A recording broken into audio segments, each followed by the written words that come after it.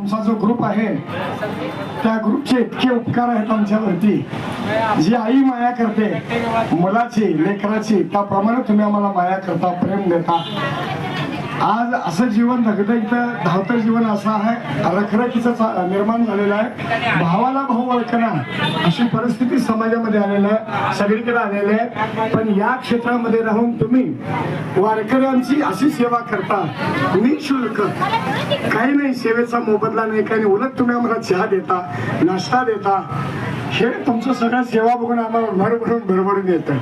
आणि एज्युकेटेड मुले आहेत, कॉलेजच्या मुले आहेत, ज्यांचं हे बघा, ज्यांचं वय खेळण्याचं, भागडण्याचं, लाजण्याचं, संसार करण्याचं, आणि त्यांना तुम्ही माणूस करायला पाठवलाय, बसवलाय, हे बघताना इतकं वाईट वाटतं.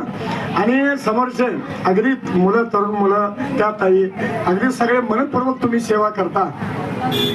काही तर काहीच बोला काय कळत नाही, एवढंच करतो. पांडुरंग परमात्मा आणि रुक्माई मातेकडं आम्ही वारकऱ्यांच्या वतीनं मी मागणं मागतो की तुम्हाला उदंड आयुष्य मिळो, तुमची संतती सुखरूप राहो, मुलं बाळ एज्युकेटेड व्हाल, पैसा संपत्ती अडका सगळं मिळवाल, आणि मिळालेल्या संपत्तीचा योग्य वापर कराल, साधू संतांच्या मुखात अन्नदान द्याल, अशी सेवा तुमच्याकडून घडो, अशी पांडुरंग परमात्मा आणि रुक्माई मातेच्या वतीनं चिरंजीव असलेले जगाचे मालक मारुतरायांच्या पवित्र अशा दरबारामध्ये मी सेवेकरी मागणं मानतो. कुंडली गौरवे हरिविठ्ठल श्री ज्ञान